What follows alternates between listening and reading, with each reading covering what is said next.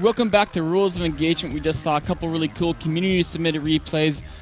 One was about basically how can Protoss deal with late-game Zerg and use their warp prisms and to snipe expansions and etc. Then, of course, the other one was on the Mass Ultralisk Queen strategy, nicknamed the Ninja Push in Zerg vs. Terran. Of course, that push actually can work in Zerg vs. Zerg and Zerg vs. Protoss as well, which is pretty cool. And then now we're going to get on to a Terran strategy, which is pretty cool. It was submitted by Victor, and his question is, I've always wanted to open my game to the Planetary Fortress at the Natural. How do I make it work? What are some key elements I would need to accomplish this? So there's a couple key elements, basically, if you want to do this. First of all, I would say you almost never see a pro gamer do this because it's not the perfect opening, but I think you can make it work at even up to Master's level. You can do some pretty cool builds with this. Maybe not Grandmaster, even mid-high Master, but up until then, you can definitely make it work. The first thing is you're going to get a Planetary Fortress early. One thing you might want to consider is actually not getting your first command center as a planetary. Getting your first command center as an orbital in your main. Then you build a third command center very fast. You fly that one to the natural, and that's going to be your planetary. So you've already got a lot of SCV and mule production, and you can kind of compensate for the economy a little bit. Then we're going to talk about the late game composition because you're obviously going for late game if you're building defenses early. And then we're going to talk about how you can optimize a build like this. So let's jump into replay, and we're going to look at a couple of the factors of getting this Planetary Fortress at your expansion. So one, you're very safe, right? I mean, you've got a giant gun on your building there, so nobody can really come and get you. That means you do not need early game units for defense. So all of a sudden here we see, let's look at the army size, 750. That could be 150. Another 600 could have been another orbital that was ready to drop mules and build more SCVs. So this is already a big waste that you're getting all these Marines and the planetary. It doesn't make sense, right? You don't need a bunch of Marines in a bunker and a Planetary Fortress.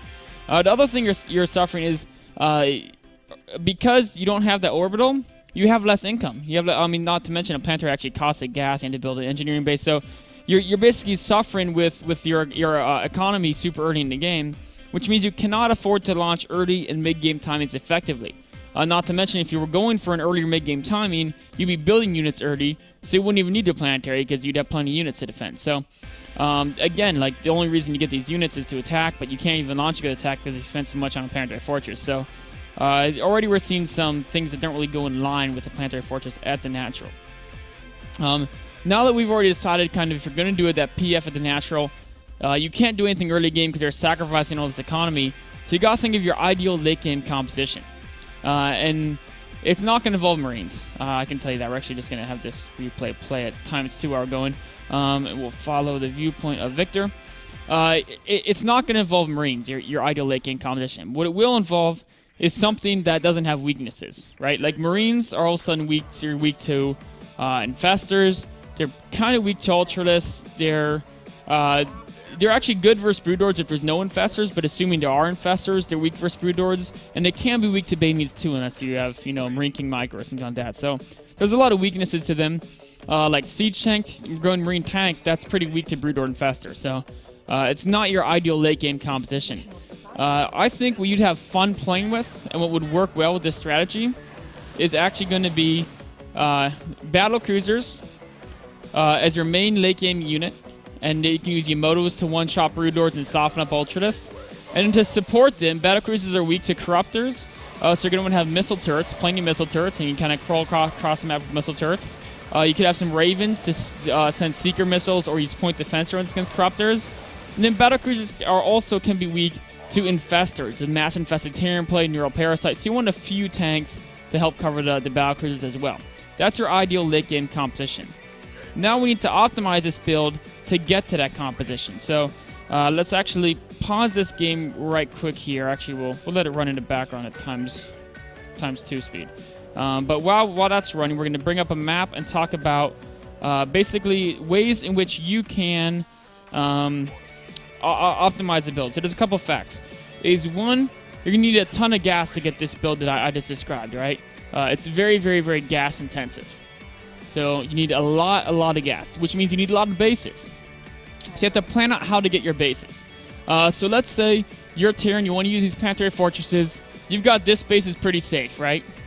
I would suggest you get an extra orbital command in your main because you're going to use a lot of mules and you want extra SCV production. And then I would say taking very, very quickly, I would actually very quickly.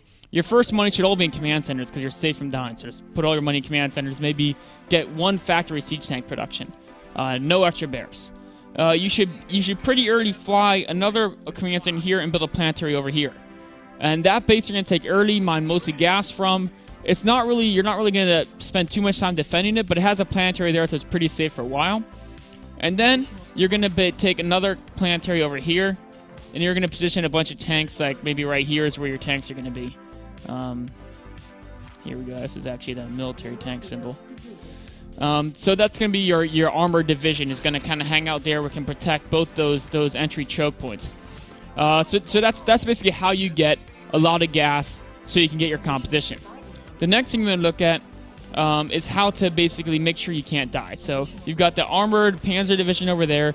Then you're going to want to get a whole bunch of missile turrets basically across here, a couple here. You don't need them in this area over here. And the reason why you don't need them right over this area is because their dropships can't get to this area. So if you have this area covered, then you have the back covered, maybe a couple in the front here, and then a bunch around the back here, and then you can just basically make a dotted line of missile turrets, and you're pretty much well set up with defense there. Don't need to worry too much. And then you just make a whole bunch of battle cruisers, support them with some tanks and ravens, and you can go out and have some fun. I think it's a fun way to play if you want to play a turtley style. But then if you don't want to play a turtley style, why are you going to planetary fortress at your natural, right? Doesn't make much sense. So let's jump back in the game now and take a look at, let me fast forward just a bit to get near the end here. And we're going to look at one of the problems that went wrong with this game, right? So you're pretty safe. You can't die. You've got, this is an orbital, so that's a weak spot if you want to play turtle style. But it's not even a weak spot because you're not even playing a turtle style. It's all marine tank.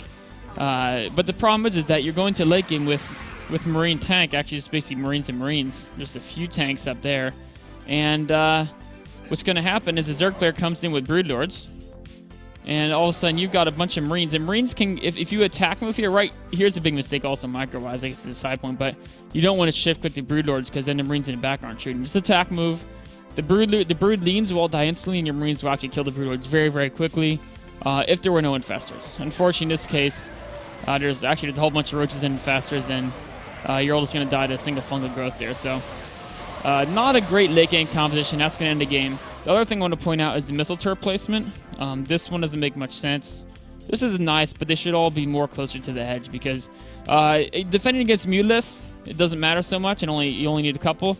Defending against drop play, you want them on the edge. Like a big roach drop in the main can be really, really annoying. So you want most of them on the edge, which is pretty good. But the main points are, let's actually go back to do a quick recap on what's going on.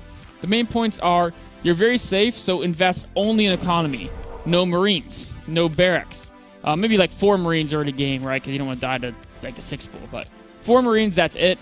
No barracks, nothing but command centers early, and 1 factory slowly teching up. Maybe 1 starport if you want to do a Banshee harass incorporated, or maybe a Helling drop. You can do a little bit of light harass if you want to have fun, but basically, no units, only economy early. So you want to do that. Then go for your ideal late game composition. And optimizing build is basically exactly what I said. Don't make units early, make only economy structures, and then worry about your late game composition. So we're going to take a quick break, then we're going to get on to our question and answer section of this show.